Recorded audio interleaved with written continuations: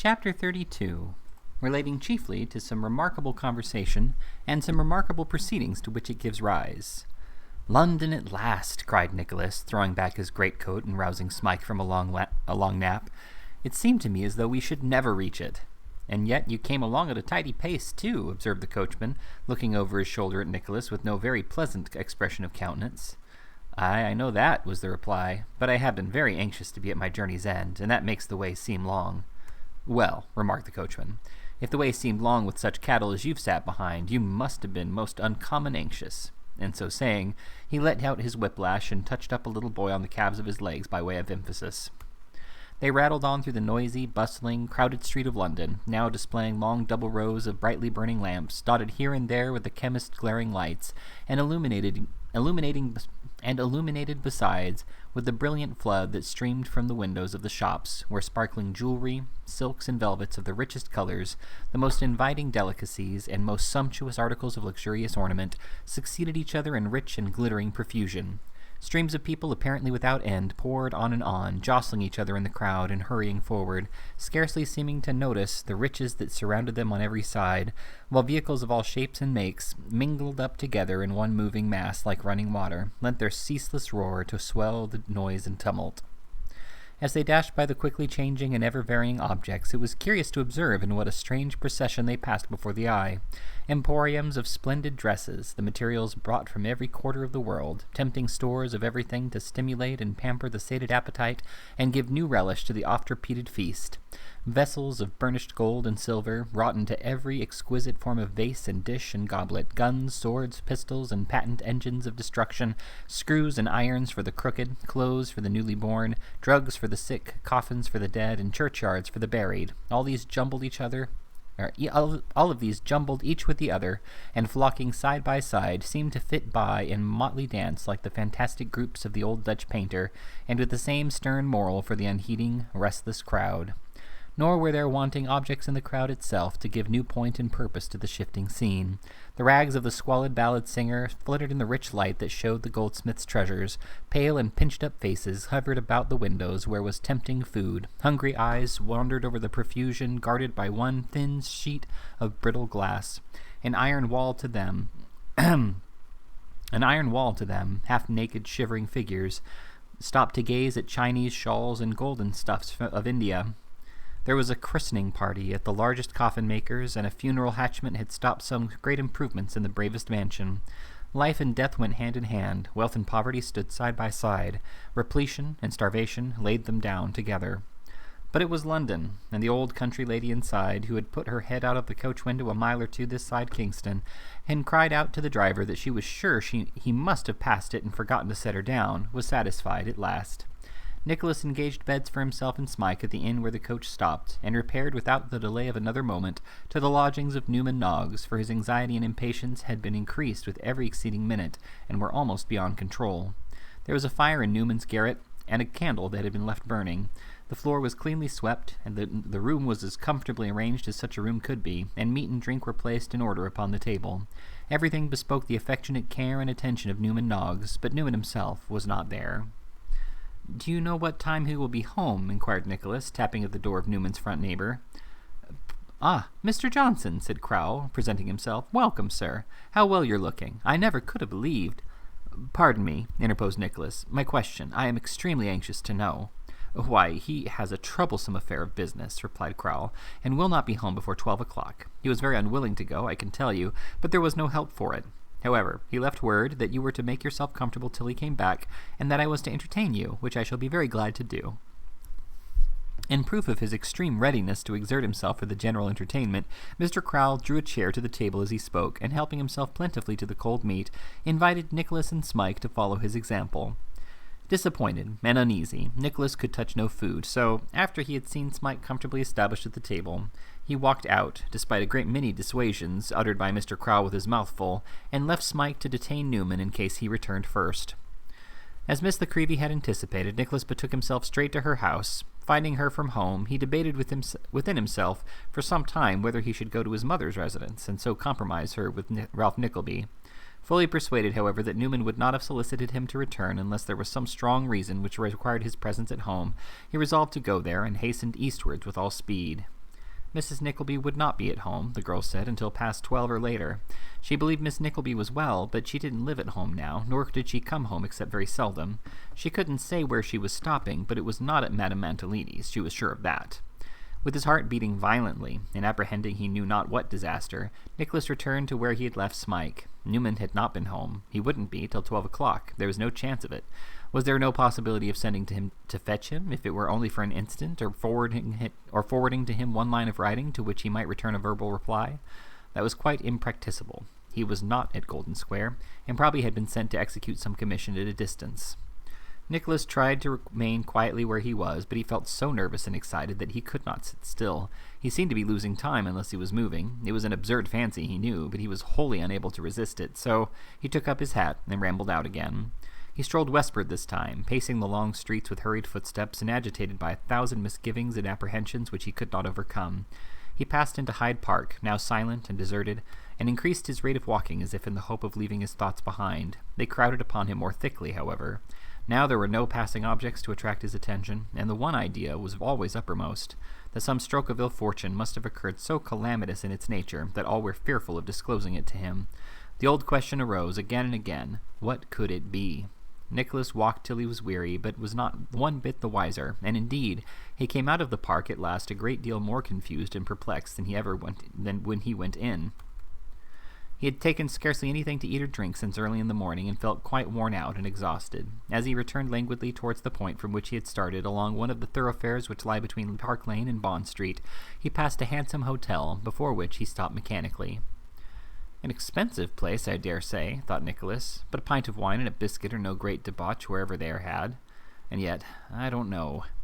He walked on a few steps, but looking wistfully down the long vista of gas lamps before him, and thinking how long it would take to reach the end of it, and being besides in that kind of mood in which a man is most disposed to yield to his first impulse, and being besides strongly attached to the hotel, in part by curiosity, and in part by some odd mixture of feelings which he would have been troubled to define, Nicholas turned back again and walked into the coffee-room. It was very handsomely furnished. The walls were ornamented with the choicest specimens of French paper, enriched with a gilded cornice of elegant design.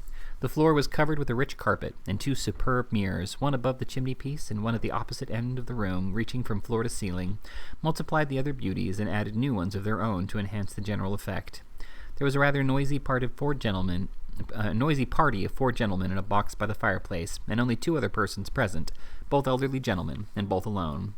Observing all of this, in the first comprehensive glance with which a stranger surveys a place that is new to him, Nicholas sat himself down in a box next to the noisy party, with his back towards them, and postponing his order for a pint of claret until such time as the waiter and one of the elderly gentlemen should have settled a disputed question relative to the price of an item in the bill of fare, took up a newspaper and began to read. He had not read 20 lines, and was in truth himself dozing, when he was startled by the mention of his sister's name. Little Kate Nickleby were the words that caught his ear. He raised his head in amazement, and as he did so, saw by the reflection in the opposite glass that 2 of the party behind him had risen and were standing before the fire. It must have come from one of them, thought Nicholas. He waited to hear more with a countenance of some indignation, for the tone of speech had been anything but respectful, and the appearance of the individual whom he presumed to have been the speaker was coarse and swaggering. This person, so Nicholas observed in the same glance at the mirror which had enabled him to see his face, was standing with his back to the fire, conversing with a younger man, who stood with his back to the company, wore his hat, and was adjusting his shirt-collar by the aid of the glass. They spoke in whispers, now and then bursting into a loud laugh, but Nicholas could catch no repetition of the words, nor anything sounding at all like the words, which had attracted his attention. At length the 2 resumed their seats, and more wine being ordered, the party grew louder in their mirth. Still there was no reference made to anybody with whom he was acquainted, and Nicholas became persuaded that his excited fancy had either imagined the words altogether, or converted some other words into the name which had been so much in his thoughts. It is remarkable, too, thought Nicholas. If it had been Kate, or Kate Nickleby, I should not have been so much surprised, but little Kate Nickleby? The wine coming at the moment prevented his finishing the sentence, and he swallowed a glassful and took up the paper again. At that instant, "Little Kate Nickleby!" cried the voice behind him. "I was right," muttered Nicholas as the paper fell from his hand, "and it was the man I supposed." "As there was a proper objection to drinking her in heel taps," said the voice, "we'll give her the first glass in the new magnum. Little Kate Nickleby." "Little Kate Nickleby," cried the other 3, and the glasses were set down empty. Keenly alive to the tone and manner of this slight and careless mention of his sister's name in a public place, Nicholas fired at once, but he kept himself quiet by a great effort, and did not even turn his head. "The jade," said the same voice which had spoken before. "She's a true Nickleby, a worthy imitator of her old Uncle Ralph. She hangs back to be more sought after. So does he. Nothing to be got out of Ralph unless you follow him up, and then the money comes doubly welcome, and the bargain doubly hard, if you're impatient, and he isn't. Ah, infernal cunning." "Infernal cunning," echoed the two voices. Nicholas was in a perfect agony as the two elderly gentlemen opposite rose one after the other and went away, lest they should be the means of his losing one word of what was said. But the conversation was suspended as they withdrew, and resumed with even greater freedom when they had left the room. "I am afraid," said the younger gentleman, "that the old woman has grown jealous, and locked her up. Upon my soul, it looks like it." "If they quarrel and little Nickleby goes home to her mother, so much the better," said the first. "I can do anything with the old lady. She'll believe anything I tell her." "Egad, that's true," returned the other voice. "Ha ha! Poor devil." The laugh was taken up by the two voices, which always came in together, and became general at Mrs. Nickleby's expense. Nicholas turned burning hot with rage, but he commanded himself for the moment, and waited to hear more. What he heard need not be repeated here. Suffice it that as the wine went round, he heard enough to acquaint him with the characters and design of those whose conversation he overheard, to possess him with the full extent of Ralph's villainy, and the real reason of his own presence being required in London. He heard all this and more. He heard his sister's sufferings derided, and her virtuous conduct jeered at and brutally misconstrued. He heard her name bandied from mouth to mouth, and herself made the subject of coarse and insolent wagers, free speech, and licentious jesting.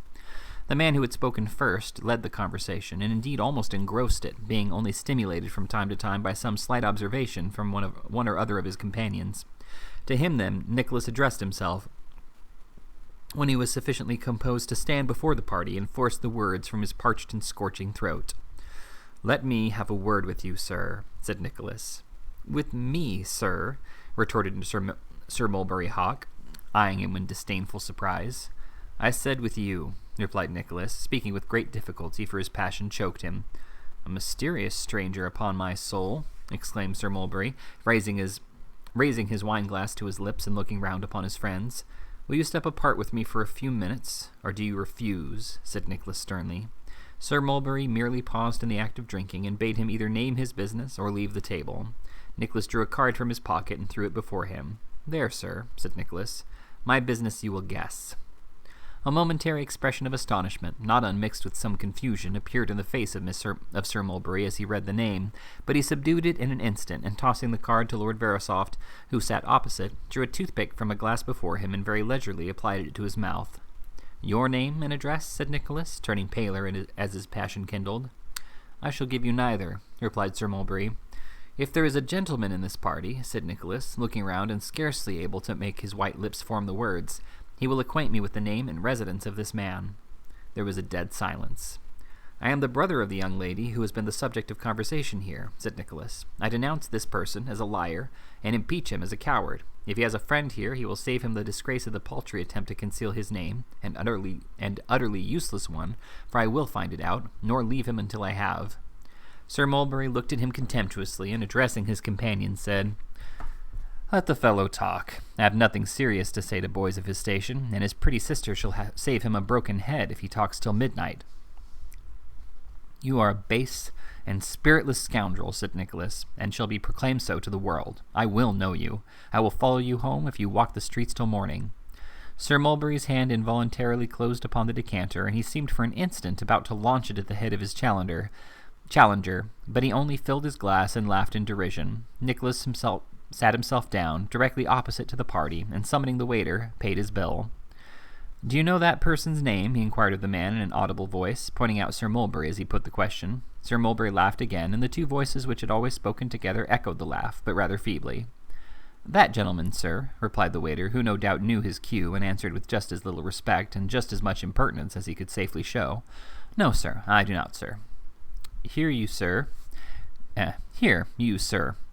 cried Sir Mulberry as the man was retiring. "Do you know that person's name?" "Name, sir? No, sir." "Then you'll find it there," said Sir Mulberry, throwing Nicholas's card towards him, "and when you have made yourself master of it, put that piece of pasteboard in the fire. Do you hear me?" The man grinned, and looking doubtfully at Nicholas, compromised the matter by sticking the card in the chimney-glass. Having done this, he retired.